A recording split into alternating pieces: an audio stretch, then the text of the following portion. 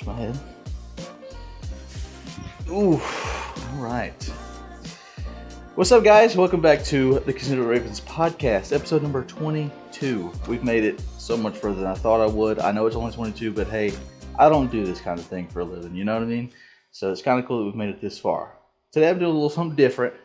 You may see an empty seat next to me, but hey, I'm not by myself today. I've got the Nathan Cleghorn with us today. Drum roll. Drum roll. Yeah. So Nathan, tell us what you do here. I am the production director here. I do stream, lights, camera, audio, all that kind of stuff. Yeah. You got a lot on your plate. Got a little bit on my plate. Yeah. Yeah. And then I do other things. So me and my wife have took over the outreach coordinator. Mm-hmm. So we're about to get heavy into outreach. And then I like to pray. I got a couple small groups, that kind of thing.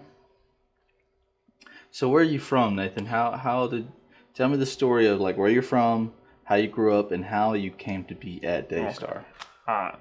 We didn't talk about this before. This is a long story. Okay, that's fine. Okay, so just say, hey, pause. You're talking too much. It's a long story. In fact, like I told my testimony to the staff, and Pastor Trish, she was like, "Okay, you got 10 minutes to tell us," and I was like, "Okay." Like it was like a last minute thing. And I went downstairs in my prayer room.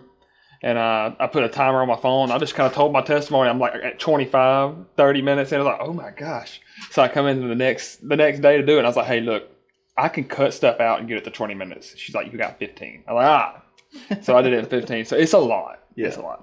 I made a lot of bad decisions. That's how I'm not even rambling. I just screwed up a lot. That's how you end up with a big testimony. It's not like a bad thing. I mean, your life sucked. Yeah, man, my dad was a Baptist pastor. Grew up in church, lived in a church parsonage in Crane Hill. Awesome guy, awesome pastor. Did that thing for the majority of my life. I was a huge common thing you're going to hear is me getting in trouble all the time. So, like, from the time I got my first paddling in kindergarten. I was trouble in kindergarten, first grade. So I was always, it was just something that followed me. I was always trouble. At some point, I don't know, probably 6th, 7th grade, my innocence was like already gone. Like I was a heavy pothead in like 8th grade. Heavy pothead, already started going to parties, that kind of thing. At the time I was like in 9th grade, I was already like a drug addict. Like I already had like, already was like a daily user of something. Like I was a pothead first, right. But like if for whatever, you're a kid. Being a drug user as a kid is different because you ain't got no money, right? So it's like you got to do what you got to do. Yeah, man.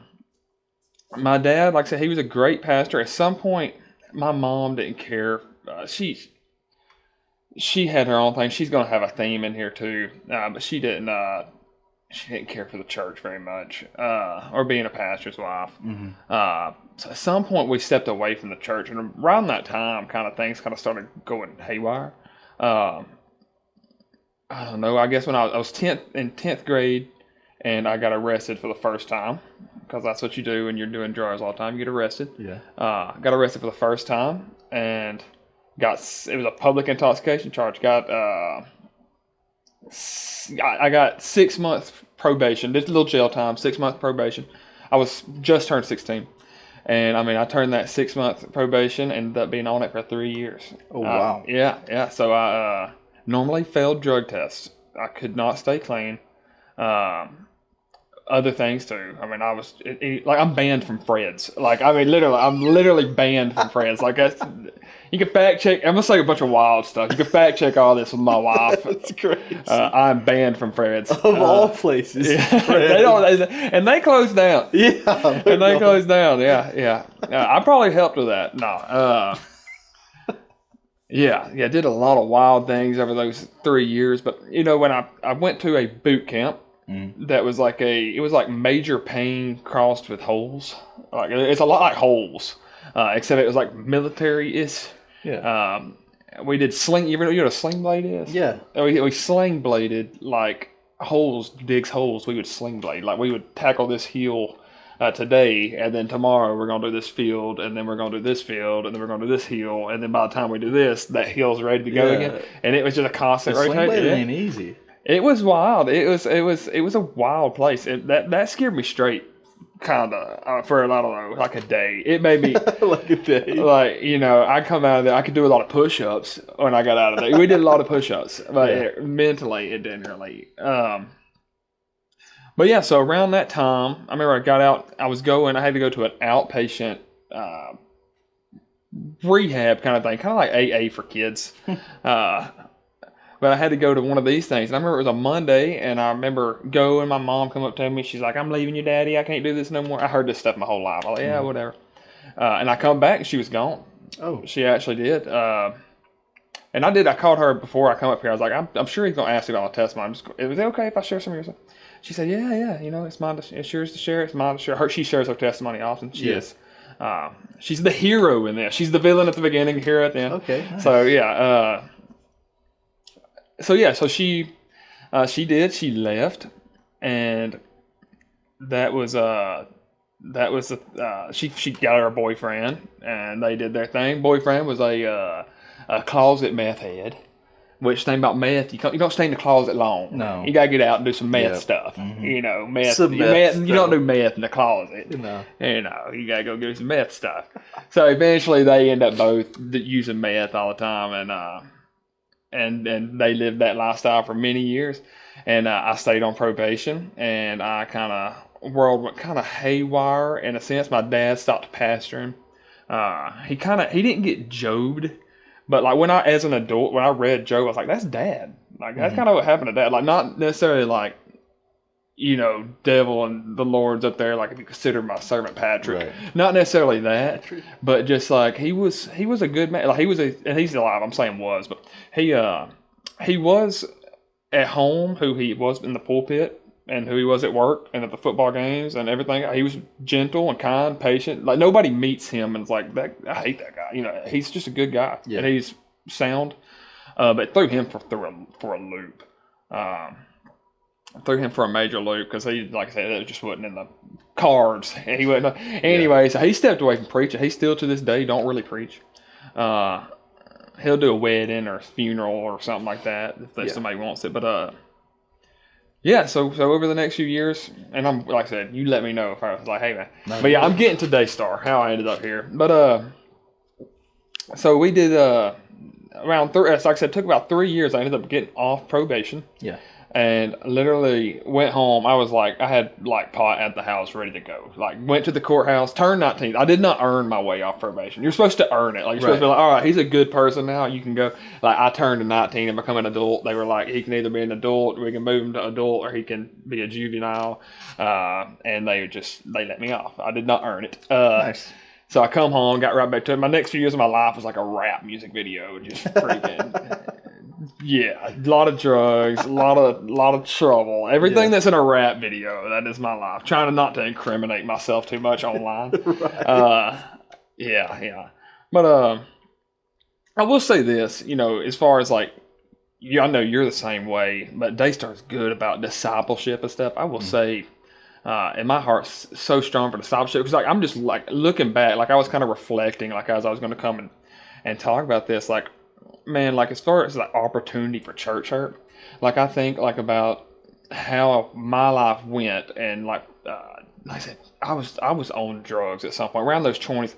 I ran into people at Walmart and stuff, men from the church growing up, that they would like avoid me. They were like, "Oh, golly, did you see him?" Like he's like I was just thinking, like I couldn't imagine seeing like Jacob, or some like local guy, like a young guy from here 3 years from now, he's this big around at Walmart, looks like crap, like obviously, and being like, dang, did you hear about, not like reaching out, like, hey man, I'm always here, here's my number. I didn't get any of that, neither did my dad. He pastored for a long time, he didn't get that. Like I said, the opportunity for church hurt was there, and I wasn't church hurt as much as I was church, I wasn't impressed with the church. Like I never did lose faith. I prayed like at a distance. I didn't know what the heck I was praying. I didn't barely know the Bible. I thought I knew the Bible.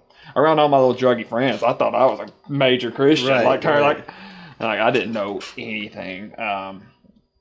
But yeah, so my life was like a rap video for a long time. But when I was about 22, the most biggest moment, one of the greatest moments in my life happened, and that is my mom had like a divine appointment and went to Teen Challenge, which is a rehab, and she had been to a few rehabs and it never worked. But the reason that's like one of the greatest, most impactful, that's the word, moment in my life is not because like my mom got clean, but because she went up there, they taught her how to pray, how to intercede, how to pray in the spirit, spiritual things. I grew up in Baptist land. We didn't know about praying. I never even heard the word intercession. Like I never even heard that word. Like what is that? You know? Yeah, or seeing in the spirit. What is that? Seeing in the spirit. Yeah, never I never heard any of that before I came here. Yeah, I also grew up Baptist. I never heard. Now it's like such an important. These are important things in my day to day life, but never heard of that stuff. But she went up there and they not only did they teach her these things, but she's also like, she's clean. She becomes on fire for God. And now she's looking at her kids and we're doing the same thing she was doing. You know, we're bound up. So she just she just prayed a lot. And it's cool. Like I said, so it's like, turns out, like, what's getting Baptist land? You don't care about spiritual gifts. Like, what is that? That's for Acts people. Like, turns out my mom's very prophetic. Like, she got so many, she has a notebook like this thick of prophetic words she was getting. Jesus would visit her in dreams. Teen Challenge is a crazy place. Like, they go to church like 7 days a week. They have to memorize like tons of scripture. They're in the Word, like they are like completely just submersed in it. And they have speakers like, what's his name? What's the Uganda guy? Bishop Ibrahim, or from here, Pastor Nissan. He Nissan actually Ibrahim, baptized her in the Holy Spirit at some stop. Like they just went around, like they had a lot of spiritual encounters. And I said, turns out she's very prophetic, and I felt it. So like some of the things she would pray for me for, I could really feel them. Like she for one, she knew how to pray for a drug addict. So like I've told many people with prodigals this, but like if you got like for me, like I drank, I had a drinking problem, a drugging problem. You mean pray that the hangovers are horrible. Like and she would told me that, like that's what I prayed for, and I literally have been to the hospital over hangovers. Like cannot quit throwing up. This is bad. Wow. Like, I got to quit drinking. She prayed that drugs would make me panic and wig out and stuff. And some people would disagree with praying these prayers. It worked. I swear, I could not pray that I would feel convicted when I got stoned. I would. I remember like having like pothead friends, like we're all smoking, and I was like, I'm the only one that thinks this is a problem, you know. But it's because I'm like covered in prayer. Somebody who is tapped in. These ain't just like waking up in the morning praying for 2 minutes. This is on the knees pleading, and I felt them. And so eventually, I had a New Year's resolution. I wanted to quit. Wanted to quit smoking and drinking. At that point I did, you probably don't even know what like THC distillate is. It's like, it looks like honey. It's like pure pot. It's so strong. But when I quit smoking, like on a December like 31st, like on a New Year's Day, I threw all my pot away. I threw like 2 years worth of pot away. Because that's how, like I wouldn't, that was how deep I was. Like my whole life was just devoted to being stoned. From the moment I woke, somehow I had a business in that. I look back, it's like I had a business. What? I had a construction thing. I was doing okay on my own. Somehow completely stoned all the time. That's crazy. I was not happy. That kind of life is a constant. You're constantly wanting. You're living for the next. Like my day would start at 6 a.m. stoned. Can't wait till 7:30, smoke again, 8:30, like just a constant, you're living for the next, and you feel good for 30 minutes. And another thing, like I look back at it, like behind anyone who smokes pot every day or drinks every day is a serious depression. Like that's why you're just doing it. Like I remember, like now I know when I had depression like at 12 years old. Like I had that. Like that was part of me now. That's why when I started doing this stuff, it's like I want to be like this all the time. Like I don't want to feel like I normally felt. But yeah, on a New Year's resolution, I threw my stuff away, and we actually didn't follow through with it. We wanted to get into church and try something. And we didn't follow through with it the first week. It was like 2 weeks in January, and like it was just kind of a divine thing. So we woke up, and like the kids was ready, and it was like 8 o'clock, and we had time to go to church today. It's Sunday. Like we can actually do this. So I didn't even know where we was going to go. So I Googled churches near me, and Journey Church Eva pulls up. And I'm like, hey, Eva, I'm not gonna probably run into anyone I know. Like that's another thing. Back to the church stuff. I have when my dad's preached at every Baptist church around. Right. Like if I pull up, I'm not gonna name drop any of them, but there's so many churches that if I pulled up to, I would feel so shunned. I've done it. Like there was like a tad. Like I think about it, it's like you had me. I remember going to church, like for whatever reason, and seeing people like I knew. And them like hope that I didn't see that we made eye contact. You know what I'm saying? Like they had me. I was right there. And not like I said, this is my battle. I got my own free will. But I just look at that, and that's why I'm so passionate about like trying to. When I see a young kid that's like looks out of place here, run, get him. That would hurt me today. Yeah, like exactly. If I walked somewhere and someone someone that I knew did that, ooh. And it's just me. I just felt like I said, I just felt I didn't. Like I said, I just had no respect for the church. It wasn't that I was church hurt as much. I just had no respect for it. Like I said, I got drug up there for like an Easter or something, and it just never went good. Like I said, I would see people that I just felt like they would look down on me. I knew everyone. I know every Baptist pastor in Coleman just because. I don't know. And I'm not. There's amazing Baptist churches in Coleman. I'm just telling them. I'm just being raw. Right. Yeah. But it's just the truth. That is the truth. That's how it went. And so I seen Journey Church Eva. I was like, hey, that's an Eva. I probably won't. I did know one or two people, and in fact, the one guy I knew was a guy that I couldn't stand in school. But he did exactly that. He come running to me, like I was like literally. He come running to me. Was like, hey man, we should get together, hang out sometime. And but yeah, so I went to Journey Church Eva, and it had. I was like, this place is cool. It's like a smaller version of Daystar. Black stage, lights, rock worship concert look. I'm like, this is cool. I wasn't so sold on the I'll Fly Away stuff that I couldn't appreciate the rock. Like some people might be when they come here, like electric guitars and drums. Yeah, my family's that way. Yeah, some people they're too sold on I'll Fly Away to appreciate. Which now, a big part of my life. But yeah, so I went there and. I went again. Ended up becoming friends. His name's Joseph. Become friends with him. Made a couple friends. Met my first great mentor, who you actually know, Mr. Bill. Brother Bill. Yeah, I love Brother Bill. Mighty man of God. He took me under. It's fun. Like I thought I was special. He took me under his wing. Like I would tell my wife, people like, man, where's this old man at? This guy loves me. Next thing I know, like the more people I talk to, it's like, oh, is he all of our mentors? Yeah. Like do we all? Is he like? Did we all come here because of Mr. Bill? Just a mighty man of the Lord. And he showed me a lot of things. And he's one of those, I've met a few people like this in my life that it's like, if it comes from them, it's probably from the Lord. Right. Like you don't have to question it. Like if they give you some advice or if they say, hey, maybe you should go this way, you don't have to. I've seen it many times. But yeah, so I got friends with him and he took me under his wing and he invited me to a small group one day. On a Friday. So at this point, I never could get sober. I threw everything away, but I couldn't kick like weekend drinking. I could not kick like Friday. I was still drinking 3 or 4 times a week. Even at that point, I was running audio at Journey, and I would come into Journey like had been drinking the night before. I just couldn't kick it, and I was believing the lie that that's okay for Christians. That's a whole other subject. But I'm not talking about having a glass of wine.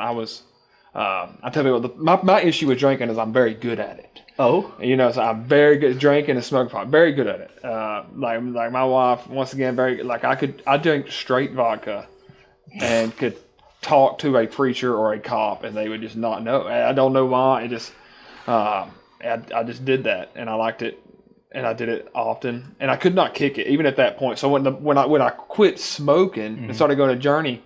I started drinking more. I never was a heavy drinker. Oh, yeah? And I rationalized it because Christians can drink, and we got drinking Christians, so many Christians believe you can drink, and you look at the Bible and you see wine everywhere, and I just lied, believed the lie. And then there was like a self-control issue. Like I just couldn't do it. And we can touch on that too, but I couldn't get away from that weekend drinking. I still would stumble with porn. Hated it and would stumble with it. I'd stumble with pot every once in a while. They got the legal stuff now. Yeah. Every once in a while, I'd pull up and go get me some of the edible things or something. I would just stumble often. and couldn't go more than a week without drinking. I think me and my wife had a good like month run, and then it was like back on, this was a couple of years ago. And I went to this small group that Mr. Bill invited me to. And it was a Friday, and this is one of the few Fridays that I wasn't drinking. Like, I was going to be here. And they were praying. They did like a little spiel. This guy, his name's Pastor Brian. Thank the world to him. Yeah. A huge impact on my life. But he gives like a spiel on, he's a, what's the type of preaching where they go from verse to verse? Expository. Yeah, expository. He's good. He's really good like that. So he goes over like one of the books. They're like going from week to week. Or exegetical. Yeah. Exegetical. But he's that's it.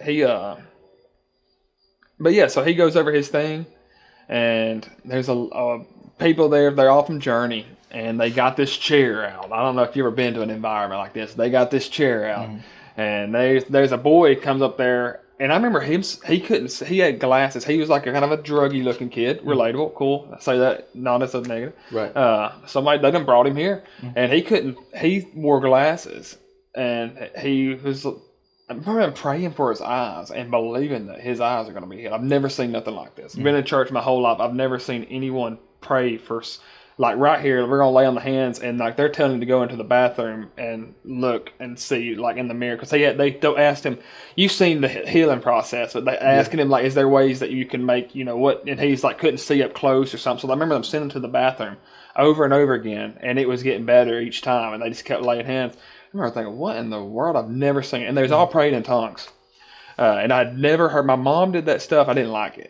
She would do that stuff some, like praying over me, like it like whispers, like shut up. I'm like, no, like I never liked that stuff. He said, get out of here. Yeah, we are in KFC. You know what I'm saying? But so they're praying in tongues. So they set me in this chair. This lady, she's what Pentecostals would call like a spiritual mother, and she brings me over and she sets me in the chair. She's like, Lord, you need to pray about something. And I remember I did not say. I actually can't quit drinking. I didn't say that. I said, I want the tongues if that's real. So they all lay hands on me, and they had me repeating some prayers. And I remember as I'm sitting there, I did not get the tongues at that moment, but I remember them saying, breaking generational curse and all this, which obviously was there. I'm a heavy drunk. My mom's dad, he died drunk driving. He was a heavy alcoholic. I don't know how far this thing goes back, but they're reading my mail. Another Pentecostal term you'll never hear about. But they're reading my mail. They're like telling me things. They're saying things I shouldn't know, and I'm just kind of just taking it like, what is going on? I'll never forget though. I stood up at the end of it. Like I said, I didn't get the tongues. They were trying. But I stood up. And I was smacked on something. Oh. For the first time ever, I felt something. It was heavy. And I only knew drugs at that point. To this day, I describe it like I took a pain pill or something. I felt like I was like, my body was like loose and numb. And I felt cool. And I was like, this is weird. And I stepped back. And I remember like watching everybody. And I remember I had a couple, what I know now, I had a couple words that night. Like, Lord tell me like this is what a party's supposed to look like. I partied my whole life. Yeah. I remember like, looking around, there's people praising God, and there's 3 women praying over a lady here, and they're praying over this guy in the chair, and there's people over here just worshiping the Lord, and they're like, this is a house party. I remember getting that word, and now I know it's like, it was so true. This is a house party. Yeah. This is what it's supposed to be. It ain't supposed to be drunk and being, anyways. I remember looking around, and I was tangibly hit with something heavy, not like chill bumps, like heavy. I remember driving home, like to the point, like literally, like, can I drive right now? To the point. So like, as days go by, I come home. It's another one just to talk about it. Like I remember going home, and at that point, we was already deep in the Word. Like so, on my YouTube, I already watched, like I already cut secular music out and most secular TV out at that point. But I remember like my YouTube, like I would have like a video would pop up and be like, watch what this crowd does when I tell them about Jesus or something like that. And I would read that, and just reading the word Jesus, it would come out. It's wild. Yeah. Wow. And I tell, like I said, I've got a bunch of wild stuff. You still let me watch that. Yeah. But yeah, just like reading the word, what really happened at the Transfiguration. Jesus did it. Just reading the word Jesus would just, whoo. And woke up the next day and I thought, that's crazy. I remember telling my wife, I got in so late I didn't get to talk to her. I remember telling her how crazy it was and all this. And about a week goes by, and it was so crazy. Like the spirit of doubt, the devil come in. Like he's literally it was such a crazy thing. Like it crossed my mind they might have put something in the food. Oh, wow. That crossed my mind. Like, maybe there was something in the food. Yeah. Because they fed us. Right, of course. Maybe of course, are these like con artists? Like, cult vibes? Cult vibes. Did they put something in the food? Or, that crossed my mind. But a couple days go by, and I even thought I had settled this as a panic attack. That's what I wrote this off. Okay. Maybe that was weird. They were praying for me. They had me repeating prayers. They were saying weird stuff. I think that was a panic attack or something. I've never had. I don't know. But a few days. It was about 2 weeks go by, and this Friday, and I'm wrapping this up. Testimony's long. No big deal. But it's a Friday, and I consider this the greatest day of my life. It's a Friday here, and I remember going into work, and I had a job site I had to clean, and I had to get a check for a guy, contracted stuff, and pay him. And I remember going and get the check, I go pay the guy, come back to the job site, and I'm heading to the job, and I'm listening to just worship music. Mm-hmm. And for whatever reason, I'm singing, I'm a horrible singer. I'm singing How Great Is Our God. I didn't even know good worship music at the time, so I'm singing How Great Is Our God. You didn't know good worship and music. Next thing I know, it's back. The feeling. Okay. It's back. Heavy again. And I'm like, whoa. So I remember going to the job site. I had to grab a few things. I had to go to conveniently, Lord wrap this all up. Mm. I conveniently had to go to Arley, which is like a 55-minute drive to be on a job. Mm. So I remember going, I had to grab some things at this job site, get my truck, and I'm feeling the presence of the Lord so heavy. And I was, like I said, number one reason why this is just the greatest, or one of the reasons it's the greatest day of my life is because, it's real. Yeah. It was real. It wasn't a fluke. Right. I have read, at this point, I had read books on heaven. There's a book called Heaven by Randy Alcorn. Okay. Heaven's fire, bro. I'm ready to die. See ya. Ready to die. Heaven's fire. Okay. Randy Alcorn's Heaven. It's so good. He breaks down heaven and. Okay. So I need to get that book. It is good. Heaven by who? Randy Alcorn. And I actually have the book. But I had read that already, and I remember thinking oh my goodness, it's real. Mm-hmm. Because the Bible, I tell you, the Bible says some bold things, and I remember when I tell you 99% faith to 100% faith, very different animals.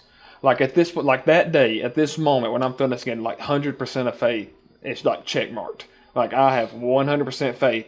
Jesus. Everything in that Bible is real because he just met me again, and I'm alone, and I got no excuse. No food. So interesting enough, that the small group guy, he actually started a church, and he was going to have a service that Friday. And we're going to be a Sunday morning church. He had, through a bunch of divine things, he had ended up with a big church building. His small group was big. His small group was 20 deep. Like I said, he was preaching to a small group. So he ended up with a small sanctuary that seats about 40 people. Okay. And he was kicking that off that night. Or he kicked it off that Thursday night. This was Friday. He was going to go Thursday and Friday. And so that's happening that night. So I'm filled with the Holy Spirit, and I'm feeling it. And I'm driving to the lady's house, and I go and bid, and I'm worshiping the whole time I'm there. And I go and bid on this job, and she probably thought I was a crazy person. I did get the job. Even though I'm just random thing. Like I said, she probably thought I was nuts because I was just so joyful. Mm-hmm. I remember heading back and just talking, it being so strong. It's stronger than the night before. And I'm just driving, and I'm I bet I could talk to God right now. I feel the presence so much. And I remember saying, just out loud saying, "Are you there?" And I heard the Lord say, "I've always been here." And I immediately had all kinds of revelations. Yeah. All kind of words. I had memories brought to me that were so old of just horrible nights. I crossed over a lot of horrible nights just because it's going online. Mm-hmm. But just some horrible times in my life and he was there, and I could see. He spoke to me. He said all kind of things. I tell people when I share this that was the first time I ever heard the Lord. There's one other time I had a crazy encounter like this, but I was completely starstruck. I had nothing to say. You would think like, what do you say? What do you say to the Lord Almighty? Like, you know, Right. I have nothing. No, like, I remember being completely starstruck. Like, I'm like, what do I say now? Yeah. Like, you know, ask for lottery numbers or something. You know, It's like I didn't think you went this far. but yeah, he told me I've always been here, and that was like I said, he said we had many more conversations as I was coming home. I remember like going back to the job site, I had to clean it up, and I was just cleaning it with the joy of the Lord. Like I felt I was just like I said, it's the best day of my life. Yeah. I come home and talked to my wife some about it. As soon as I get home, we got to go. We're heading to Pastor Brian's church. Now my wife has suffered from she had crippling anxiety, or after she had a you ain't got kids yet, but postpartum depression. Yeah, I've heard of it. It happens after. So it's very common. It never left. So my wife got this postpartum depression, and it never left. At this point, then she's got a good testimony. She's not as much of a rambler as me, but she at this point she had went like 2 years without driving. Like every time she had drove, she felt like. Or like she could like picture herself having wrecks and the kids like beat up in wrecks, like that's like the images that come to her head. And the Lord kind of showed me on the way home that she's demonized. She had been to she went to the altar every Sunday. Yeah. She literally, and like they'd pray for her and she would be healed for like 30 seconds, like from anxiety. Like they're, you know, Lord help her. Be with her, give her peace, God, and she'd be at peace till she walked out the freaking doors. And that's, it's just the reality of it. Yeah. Not knocking anybody, but that's just how it was. So we go to Pastor Brian's, and we listen to this message, and altar time comes up, and we nearly didn't do it.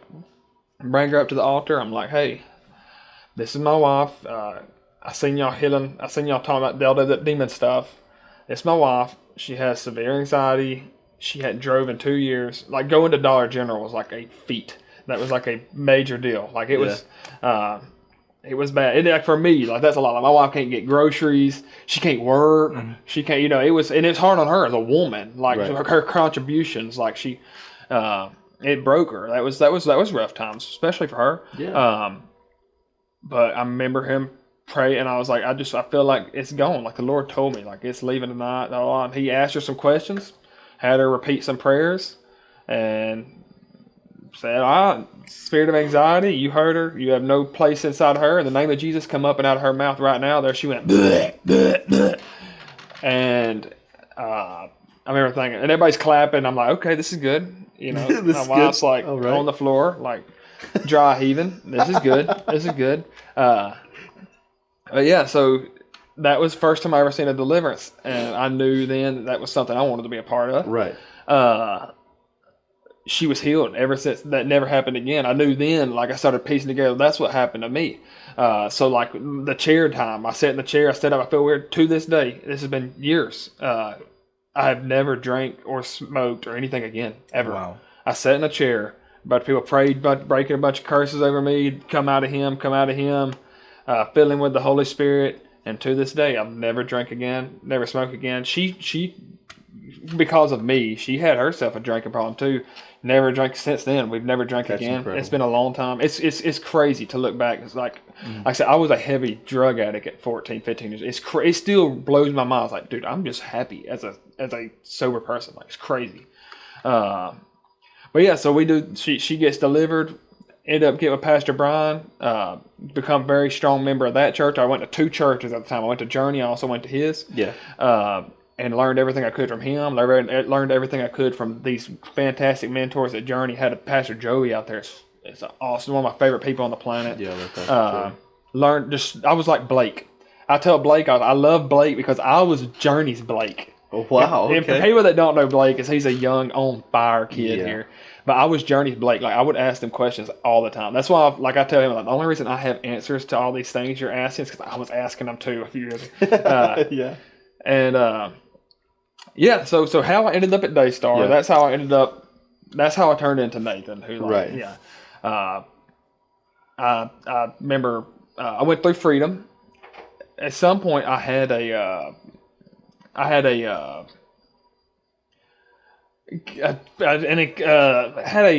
middleman kind of between Daystar and me, Stephanie Woods. Okay. That hit us up about this production job. Like I run the audio and stuff at Journey and about coming over here. And I thought it glittered if it went in gold. I was like, that seems like that sounds just like something the devil would say. Right. Like, come work for this church. You know, and to be honest, I thought Daystar was just this mega church that was dead. Like, I'm at this fire. Journey is fire. They are on fire over there. And, like, I wanted to know. I had never been to Daystar ever. I didn't know. I just know they're a big church. And I didn't know what I was talking about. And I remember I went through Freedom at Journey, and the conference is here. You did Freedom? Yeah. Oh, yeah, okay. The conference is here. And I remember going here the first night, and I knew this is where I need to be. Like, well, dude, this place is awesome. And that's next Saturday, so it's Friday and Saturday, the conference. That Saturday, I go in there, and I'm like, I got you, God. That's what I'm doing. So that Saturday, I went home. I shot Ori a text. Next day, it's on a Sunday after church, because Pastor Ori is a freaking animal. You know, he worked all day, like 2:00. He's doing an interview with me. Yeah. We did our first interview that Sunday. Second, like that Thursday, 2 weeks from that moment, here I am. Yeah, and I will just add to that. You know, I come here as a production director, but it's funny. I had a couple people that were important to me. With the cast, I got deep into the deliverance stuff. Right. I've read every book there is on deliverance. I've really felt called to that. It's just one side of the ministry, deliverance and healing. Both. I wanted to see the hand of God on people's lives, and I had a few important people. Not Mr. Bill, for the record. I said, hey, if he tells you, listen. But I just had a few important people like tell me, like, hey man, don't get carried away with that deliverance stuff. You know, don't forget the glory of God. You know, sometimes you just need to bask in His presence. And people that I cared about told me that as I come here, and I kind of took that as like, okay, new season.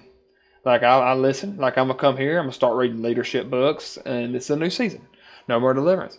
I was here for about 2 months, and I was walking around on a student night, and I had a 19-year-old girl following me around. I hadn't been in the ministry for like 2 or 3 months at that time. I already know like any girl that's around you, like. You know, they're trying, you stay away. You don't get caught talking to no girl too. Like, that is not what you do. But I had this, and I remember like talking to people, and she's still like, she's wanting to talk to me. We were kind of friends. I was just nice. And I'm like, dude, I'm ugly as sin. This little girl's got a crush on me. So I'm already prepared to tell my wife, like, I've got a problem at church. This little girl's following me around. Like, I'm already like thinking of like telling my wife, like, whoa, what should I do? And if she watches this, she's going to be like, are you kidding me? But so she's following me around, and she's like, can I talk to you? I feel like I need prayer. I'm like, well, we're gonna hook you up, or I can get you prayed for like thinking about a girl or something. And she's like, well, she had no idea about me at all. We have talked on a casual, just like, hey, how are you basis. And she was like, I feel like you need to pray for me. She's like, I wake up in the middle of the night every night and see shadows all in my room, and I hear like demons' voices talk to me and all this, and I was like, got you, God.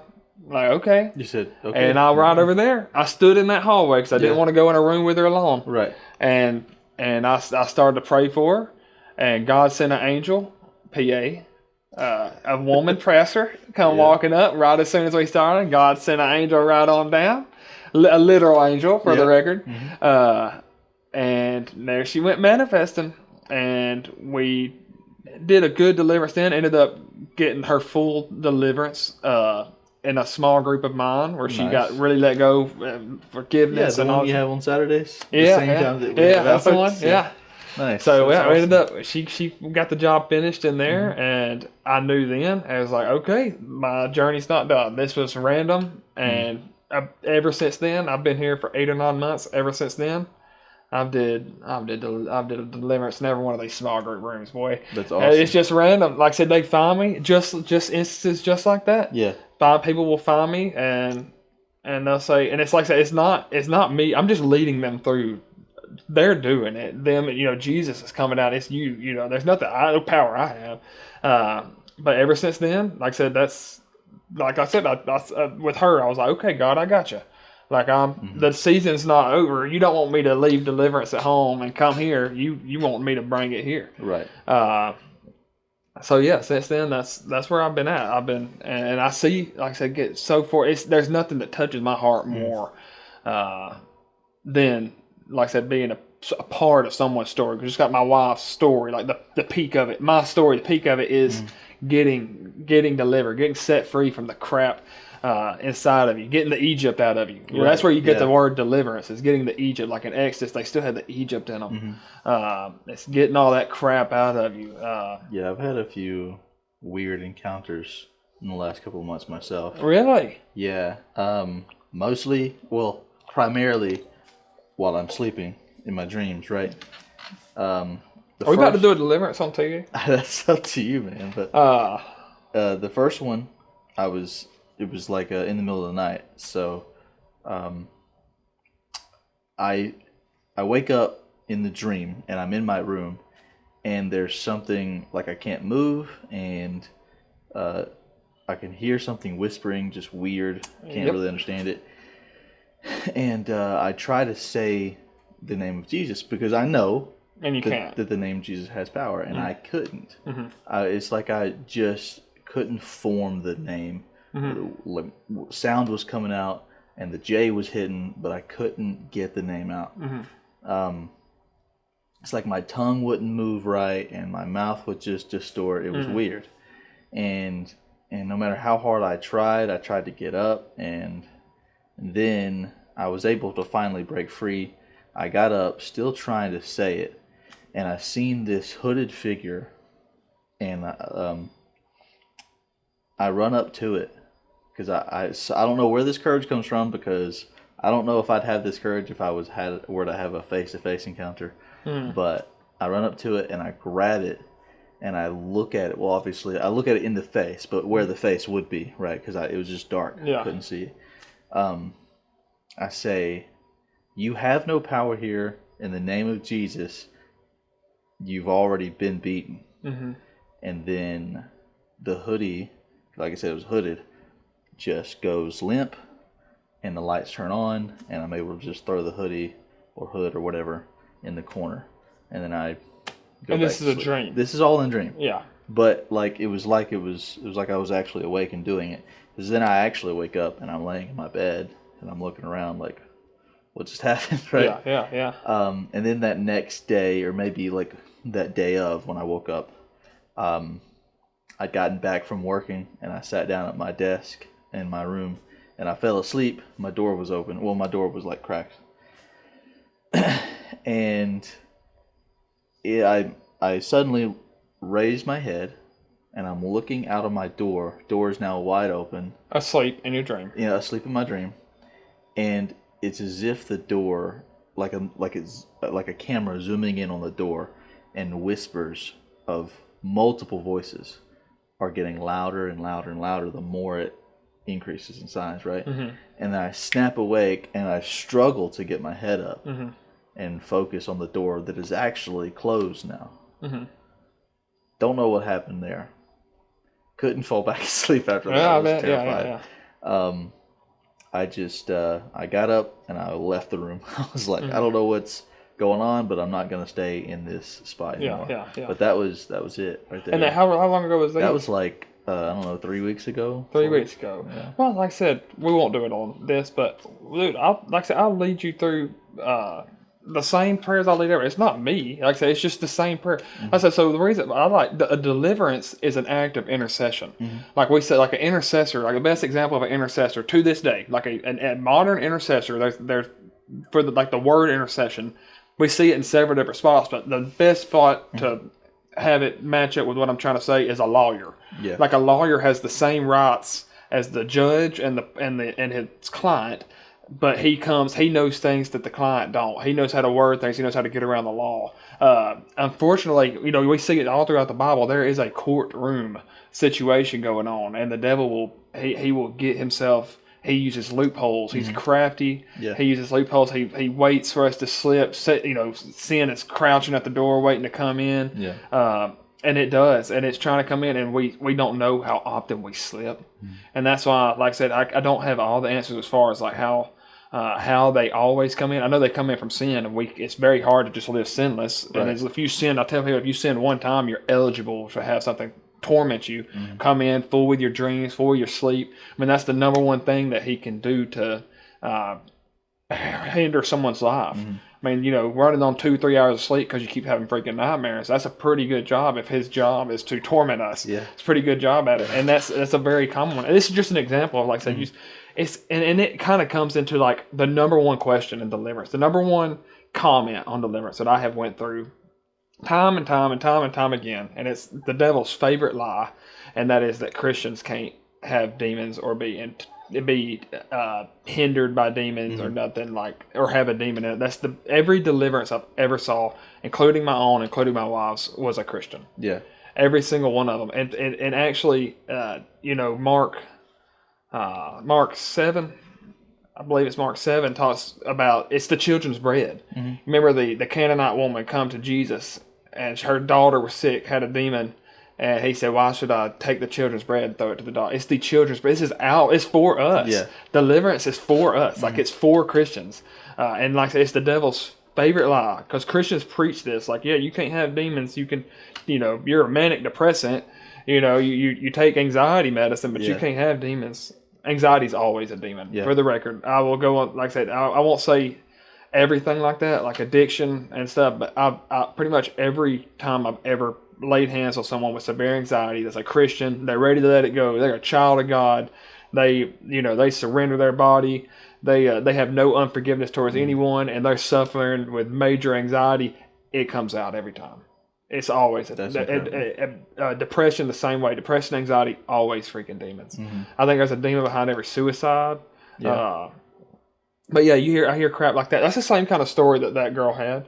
As far as, is it coming into you or whatever, I don't. Like I said, well, I do self-deliverance on a weekly basis, on a daily basis. Yeah. But even like on like a monthly basis, I'll get serious and like come downstairs, and every single time I feel extremely peaceful, extremely recharged, just from sitting down and just saying the same prayers I would do with someone else. Because like I said, with deliverance, hey, if I was going to lead you to do it, I will do it when this thing goes off. But I'll sit down with you and say, all right, you're essentially declaring you're a child. The same prayer you do, it's the same salvation prayer. Right. Declare you're a child of the Lord. Confess that you've sinned. Confess any major sin. Like if you've cheated on your wife and your wife don't know about it, she needs to know about it. Right. There's no wonder you're struggling with lust. Right. It's like you have a giant open door. Like there's certain sins that need confessed with, but confess any giant sin, which is they're so spiritual and strong to just confess. And then forgiveness is the number one open door. Is unforgiveness. That's another one. People say Christians can't have a demon, but then you got a Christian with grudges and stuff. It's like, they absolutely can. If you got grudges and anger towards all that. Anyways, those are three major open doors. So you confess those. And then I always tell people, the Spirit's head is definitely involved with that forgiveness part. I always say, now you have unforgiveness towards anyone. And they normally will say no. Sometimes they'll pause. But even if they say no, I said, all right, somebody just come to your mind. I need you to pray blessings over them. So anyone who, if you do have some forgiveness and you're ready to let it go, we're going to sit here and pray for them. We're going to pray for the blessings over them. And then I'm going to step back and I'm going to ask for angels to come down. I love angels, man. Yeah. We're not to worship angels, but Christians are going to be very scared of angels for some reason. They're like, don't be praying to angels. I don't pray to no angels, but I do ask for angels to help always, because they minister us. Hebrews talks about angels minister to us. And this is when they minister to us. These are like one of the, makes deliverance easy. If you ask the Lord, I pray for angels to come down. I pray anything comes out of him will not come to me or anybody else in this room. It's not going to reside here. It's going to go to the pit where it belongs. Yeah. They have confessed. And then I'll simply say, just like a lawyer would, they have confessed they're this. They're a child of God. They have no door open. In the name of Jesus, anything inside of them come up and out of the mouth right now. And sometimes it takes 30 seconds. Sometimes it takes 45 minutes. Right. Normally the long ones, because they won't let go of some forgiveness. Normally they're not actually forgiving them or something like that. But yeah, and I'll do the same thing at home pretty much every day. I start my day, like when I go to the prayer room, first thing I say is, Lord, let's just speak to the air. Right now I speak to the enemy of the air. This body belongs to Jesus Christ. the Most High King and this mind and this tongue, and I will not have a lying tongue. I will not tell a lie today. If I do, Lord, I pray for conviction on it. I confess every sin. I try to at night it's a good one, but I try to like think about the day before. Where did I sin?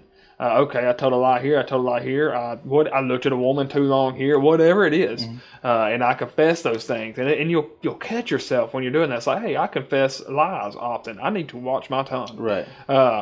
So I confess that, and then I declare I have no unforgiveness towards them. If someone ticked me off the day before, I pray blessings over them. I have no unforgiveness towards them, and I know anything inside of me come up and out right now, whether it be through a yawn. However, you leave right now. There's no open door. And then there's the cool thing about coverings. Like I do the same thing for my family. They don't even know I'm doing it. Like I say the same stuff for my family. My 5-year-old boy, there's no open door for him. I'm interceding for him. I have the authority over him. He's a child, and I'll say the same stuff for him. Anywhere he sinned, I'm sure he's told lies yesterday. I just intercede and kind of cover him. That's a whole other subject I don't want to get into. It's kids and demons. I stay out of that one. I'll stay out of that one. It's a thing. Jesus cast them out of kids. Yeah. Well, 2 more questions. Yeah. One is, do you have any like dreams and aspirations of what you want your future life to look like? Like, what do you want to do? Do you have any like, I don't know, giant goals you want to achieve? Or go with the wind. Go with the wind. Go with the wind. I go with the wind of the Lord. I never would have thought I'd be production director. Like I said, I figured, like I said, back to my mom, like prophesying.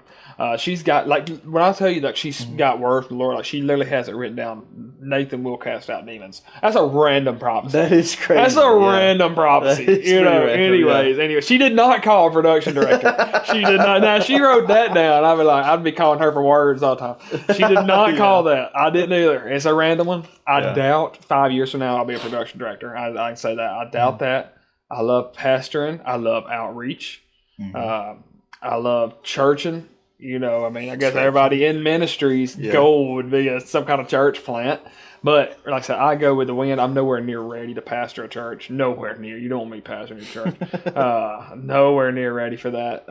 I'm under a heavy covering here. We got a good thing going here. I'm here to learn production, to learn the production of a church, and to learn from Pastor Jerry and all the other ones. I learned so much from Pastor Ori. Pastor Jerry, like if I started the church now, I will say this. If I started the church this time last year before I got here, we would crash and burn.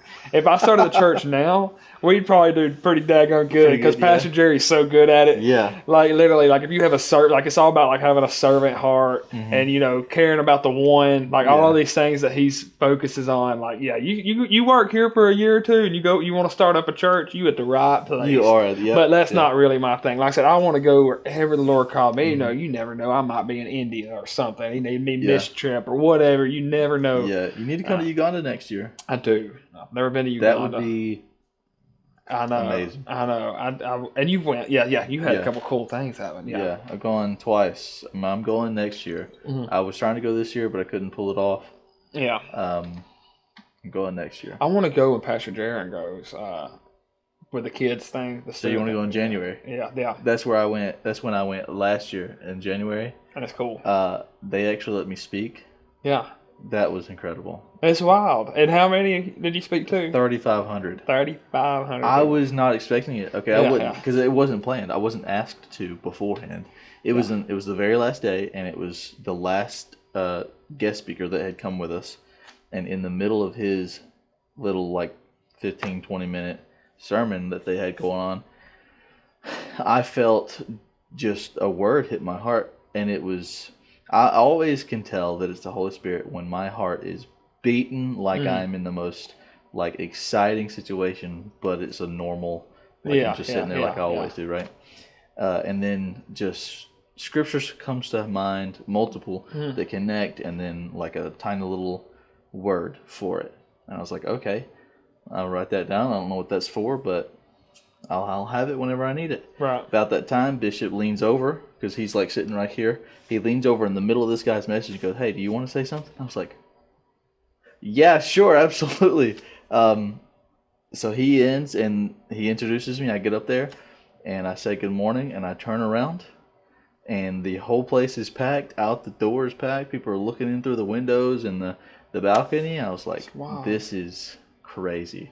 And are they, when you speak to them, are they like a fun crowd to speak to? Oh, they will like they respond everything's to fire. everything. Everything's fire. Everything's fire. Everything's preach it. Yeah, Come on. they are the easiest crowd to preach Yeah. to. And now the stupid question: do they speak English? A lot of them do. Okay, yeah. But they do still have an interpreter, which also makes it easier because you're saying like a sentence or half a sentence or whatever, and then you're waiting a moment for them to say it. So sometimes the reaction is a little delayed because, like I said, some of them don't speak don't speak English. And then if you learn a word in their language and you say it, the interpreter will then say it in English, I guess, for the people, for us. So I thought that was really cool. But their stage is, or their platform, whatever you want to call it, is beautiful. It's like made out of marble, and there's stairs all along it, so you can really just get out into the crowd anywhere at any point. Unlike ours, where the stairs are just on the sides. See, I love being able. That's one reason why excuse me. I watched in 2018. I was working at Ray Hall. And I watched every single sermon that Pastor Stephen Furtick had on YouTube at the time. I watched every single one.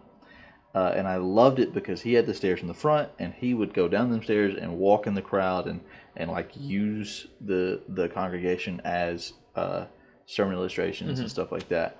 I loved that. Yeah. So when I got up there, I looked down, I was like, I can interact with these people like personally. So I stepped down and I started pacing. They had a huge open area from the front of the stage to the congregation, and I used every bit of it. It was so much fun. Nice. And I was just trying to empower them because they have a bad notion of they need the bishop or they need the pastor to encounter God. Yeah. And that's not the case, right? They can encounter him at home, wherever they're at. It's interesting, man. So, Yeah. So, I've asked Pastor Jerry. I was like, why don't they just preach to themselves? Why do they show up so deep to our stuff? He's like, it's kind of a white man thing. Yeah. Like they know that we're coming, and they feel like we're just so anointed that we can change their lives. Yeah, they told me that how the disciples Which felt. isn't true. Right, not at all. Oh, yeah. How the disciples felt when Jesus stepped down from heaven to wash their feet. That's how they feel when we come from America to speak to them. Yeah. They said it's the same thing to them. Jesus came from the good place down here. We came from the good place, right? Yeah. And that was crazy to me because I was like, I am not that exalted. Like, don't put me on that pedestal. But it is crazy. You walk into the building. First of all, they escort you everywhere. Second of all, as soon as you walk into the building, everyone in there stands up and starts clapping. And they escort you right to the front row, no matter where you're at. And everyone loves you. Ain't that crazy? And they will bring you water in the middle of a sermon, in the middle of worship. And they'll make sure it's the water that has a seal on it, right, to make sure it's healthy for us and not, malaria infested. Because that's a problem there. Yeah. But so insane. you're treated better than you ever have been ever there. Yeah. They serve you like a king. Yeah. And sometimes it's like, please don't do that, right? I feel terrible. Like, I'm here to serve you. Yeah. And that was a difficult They do what part. they can. It's one of those things. Yeah. The first time we went to wash the orphans' feet. So it was a difficult thing for them to let us do that. Well, not the orphans, but the teachers. We ended up washing, I don't think the teachers knew that, but we ended up washing their feet too.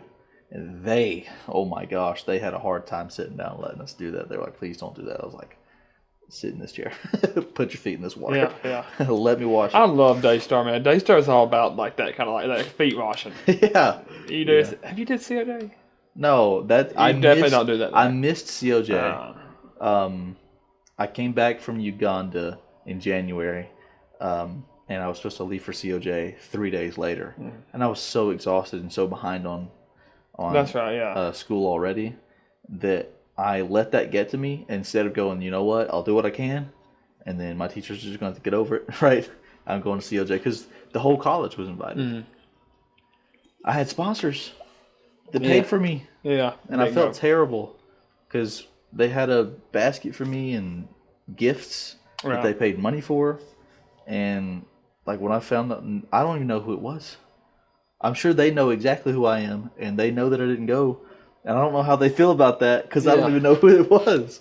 And I just feel terrible. And but I missed out. And every time I hear about someone going to COJ, I'm like, gosh, somebody invite me, please. Because I know it's not something that I'm like, hey, I want to go. Sign me up. I've got to have someone be like, okay, I'm going to sponsor this guy. He's going to go to COJ. So.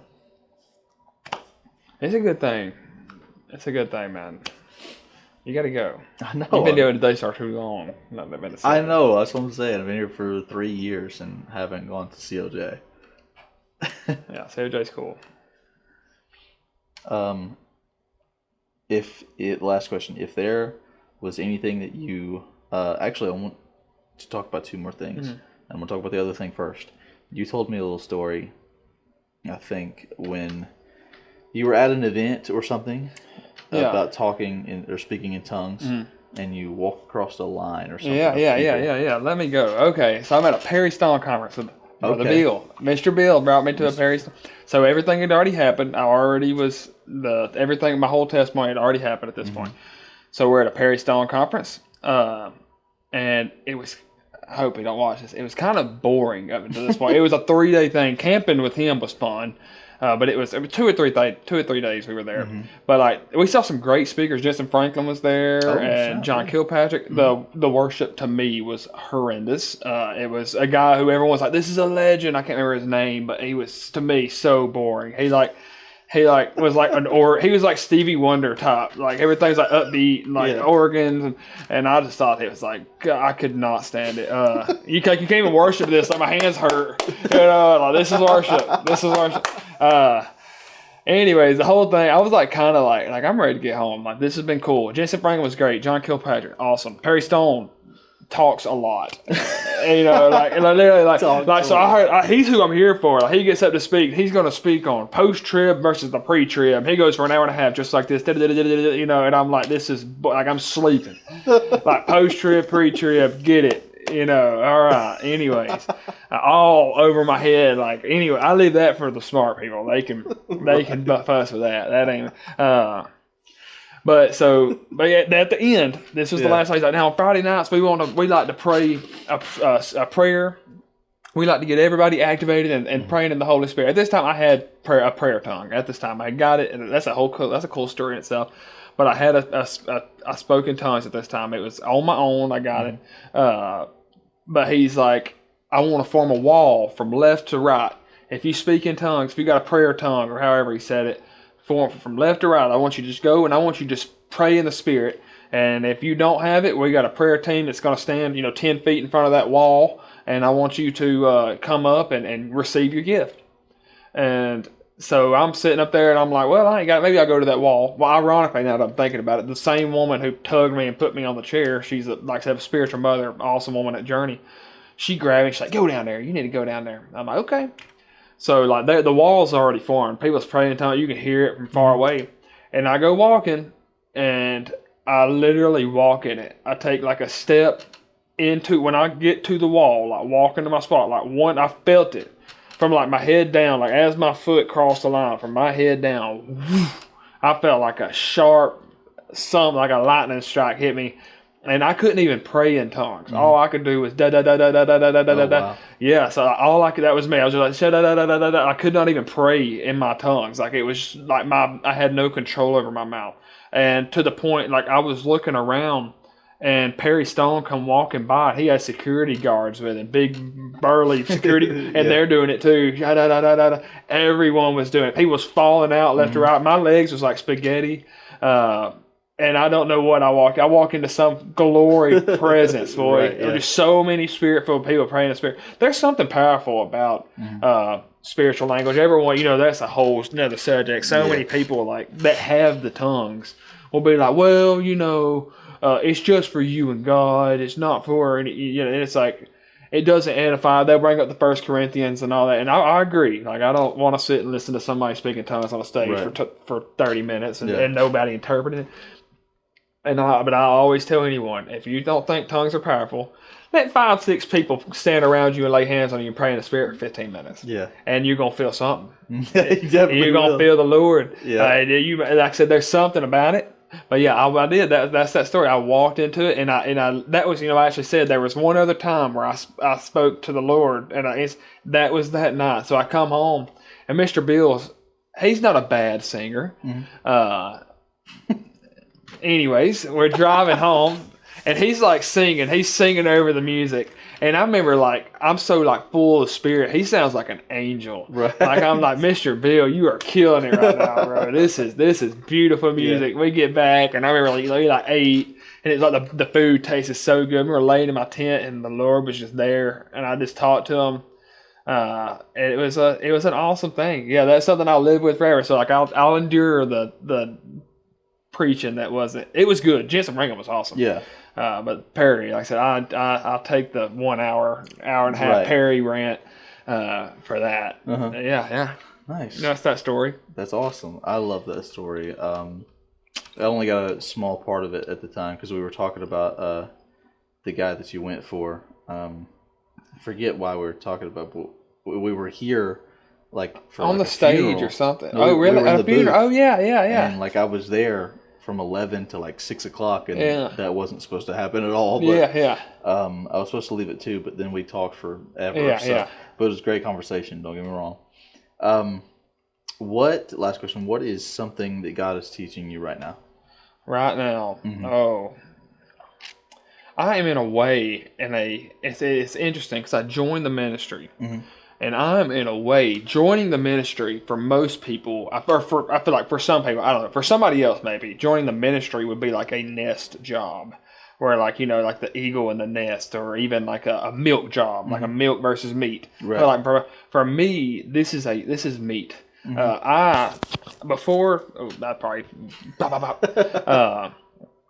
Before I worked here, I was a general contractor. I worked 8, 9, 10 hours without opening my mouth to anyone but the Lord. I didn't speak to people. I would be in my truck a lot. I would be working. I would be working with my hand, working with your hand. You want to talk to the Lord, work with your hands. Yeah. That is some of the most that you get for me. And I've met a lot of other people that say that they get a lot of words when they're mowing and stuff like but working with your hands, Lord taught to.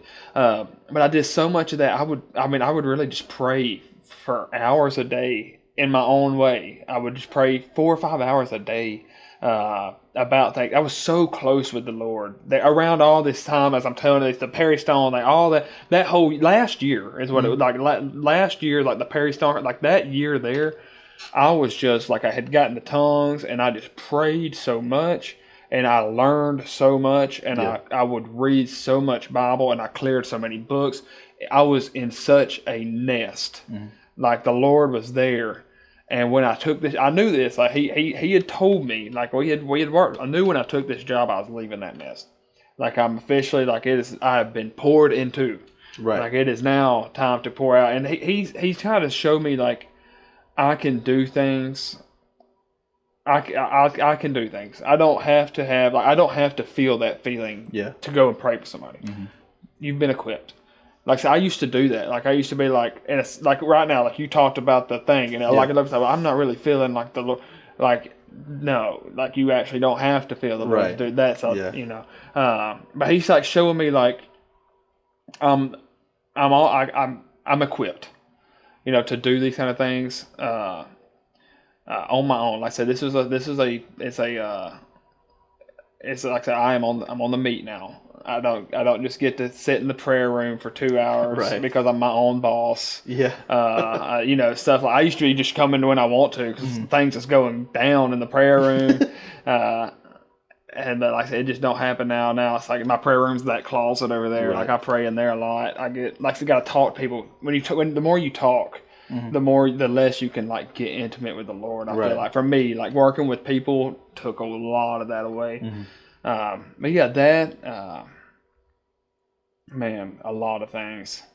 Not ruining my witness with crazy stories. Like I tell so as deep as I am into the word, I get deep in other crap like Taylor Swift's The Devil, and like you know, I'm big in that. So it's like a part of me is like it's as passionate as I am about like not listening to secular music and like it's time to kind of shut up about it because you can't. People hear that and they may not agree with it, so they're not going to agree with stuff that actually matters.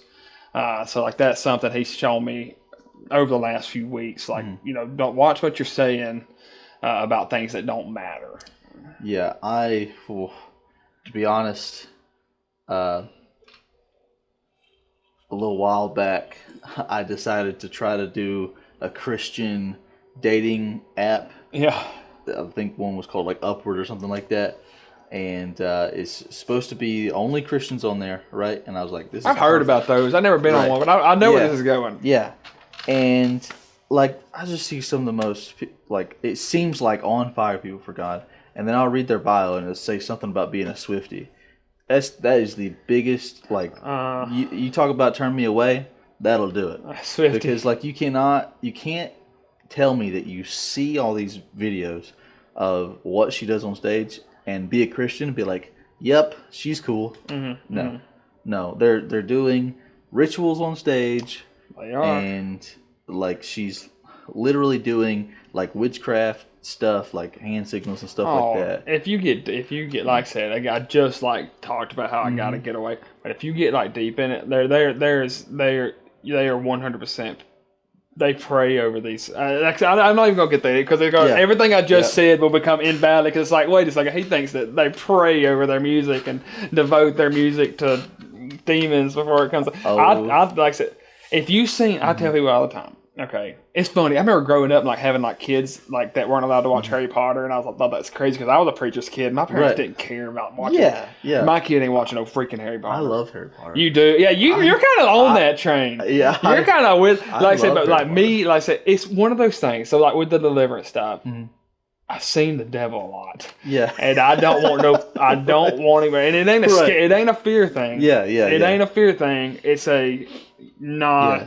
It's just like you're not and not that Harry Potter's the devil. I just get it. I get those parents were like that. So I'm assuming it's more of the fact that it's like a secular thing. Like you don't do secular TV. I'm also exactly. So like I feel like obviously you're not going to watch Harry Potter or have Harry Potter in your house because of that either. Yeah, and it's not necessarily like I said, like for me, like Harry Potter is no more demonic than a movie that involves somebody doing some crazy, incredible feat and don't glorify God once. Yeah. Like for me, that's just as demonic. Like like glorifying yourself. Like wow, I won this gold track medal or whatever, or some movie about that. PG, rated G, and you don't pray once. Yeah. You don't, none of that. Like. Get that out of It's not for me. Not house now. I get that. Man, you were saying something. I was going to say something about it before we got on the Harry Potter. Dang. Harry Potter throws everything off. Yeah, I said that, and I was like, I forget. You like all that. You're I do. I'm a big Harry Potter fan. Man, what were we talking about? Taylor Swift and The Witcher. Oh, yeah. So have you heard the water brand Liquid Death? Yeah, I've seen stuff on that. So I've seen that they have witches or people who practice witchcraft do rituals and their prayers over all of their shipments, like all of their product and stuff. Oh, I wouldn't be surprised. I wouldn't be, like I said, again, I don't want to get too crazy. Look into all that. Look at like what McDonald's and Taco Bell, like they feed us. It's poison they sell. Like I wouldn't be surprised. I'm telling you. But this is where I'm gonna end all this on. Okay. The devil. There is some serious spiritual power. Out there with the devil.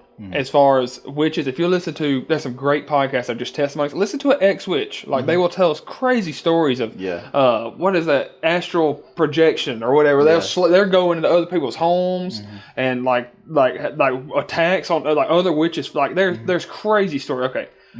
if it's real, I know it is. Yeah, there's a reason why the Bible speaks out against it, because it's a real thing. Well, yeah, you got. I tell people, the Israelites, they seen Moses doing supernatural things, and they would still turn to other gods. Yep. It's because they have supernatural things going on too. And here's my thing: if there's supernatural power with the enemy, if you think the elite people on the planet don't got nothing to do with it, you're crazy. You're crazy. Yep, you know what I'm saying? They've got their hands in it. Yep. Like if they're blessed. Like in Africa or in other places, they'll go see a witch doctor for financial issues. Yep.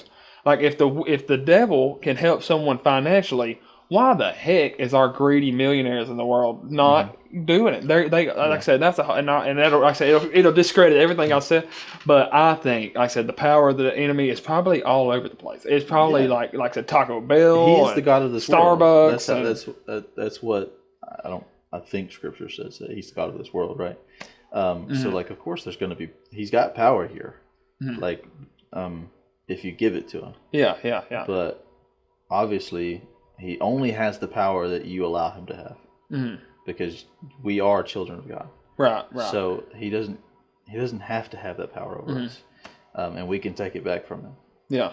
Now that doesn't mean it's never like I said, happen. yeah, Right. it's a chasing righteousness thing. Like I said, if you want to avoid the enemy, you need to be living righteous. You need to not have no forgiveness. Because I said, he can come, and he will. I think it's near impossible for us to avoid all attacks. Yeah. I mean, even Jesus had met him in the wilderness, and he, like I said, he has opportunities to come in all the time. You see it, like I said, people will say Christians can't have demons, and then you look at the numbers, and it's like 70% of men in the church struggle with pornography. Like, how can you say that Christians can't be demonized, and yet 70% of them, and like keyword struggle, like so like me with the alcohol, like I struggle. I don't want to drink. Right. Yeah, I don't want to watch porn. Yeah. That's something in me. I have no think about the word self-control. God highlighted that one time. Somebody was speaking against in a comment section one time. And I was just reading their comments. He was saying, everybody, demonization and stuff, that's all victim mentality. You just lack self-control. And the Lord highlighted self-control. Think about that. No, you're not demon-possessed. You just don't have self-control. You know what I'm trying to get at? Yeah. Like, think about that. Like a cigarette smoker who quit smoking yesterday, and they're leaving the gas station, lighting one up with another pack before they even realize. Right. And people say, oh, it's just a habit. Compulsive liars. You ever met a compulsive? I tell people all the time, like, yeah, I've spoken to demons doing deliverance. And I tell most of you probably spoke to a demon. You ever spoke to a compulsive liar that don't even know what they're saying, that are good with people and have no idea that everyone around them knows they're lying all the time? They have no idea. You know what I'm talking about? You know the type? Yeah, the devil got their tongue, man. Yeah. And I've seen people get delivered from compulsive lying, and they normally it's interesting. That's part 2 podcast. We'll get into demonology. Yes, we will. Lying spirits come out with just like anxiety always comes out with through the mouth, through coughing, and it could be throwing up. Yeah. And lying spirits normally come out. That's where if you watch videos, people screaming at the top of their lungs, they got them lying spirits, boy. Yeah, man, we can get. I said part 2, demonology. Part 2 will be great. All right, you heard it here first, guys. Demonology is going to be part 2, and there will be a part 2. Yeah. Just saying, I'm also never going to drink a drink called liquid death. Like, that's true. That's true. Excuse me. That's awesome. I'm very excited for episode 2. I almost said season 2. Yeah. Episode season 2. Dang, getting legit. Or part 2. That was a good episode, I think. Was it? There's some that I've had that I'm like, I liked it, but I know, like, I've done enough to where I can tell kind of like what people might like and what people might not like. Yeah. I've enjoyed every one of my episodes just because I love people, and everyone that I've had on are all of my friends, so I just enjoy talking to them. Yeah. And I don't get very many long, uninterrupted conversations with anybody. That's true. So having this medium to do it, like, this is a good excuse just to have a nice conversation with people. Yeah, it is. But yeah, that was episode number 22, guys. Nathan Cleghorn. He's been through a lot. I'm sure there are a lot of people here that don't really know his story.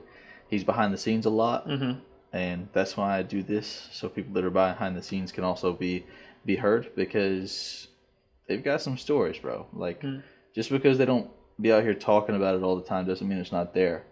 Not everyone that is in production or behind a camera or doing sound or up in the booth, wherever. Not everyone that's not on the stage, is always goody two shoes and got nothing going on. Trust me, everyone's got something going on. I promise. But thank you, Nathan.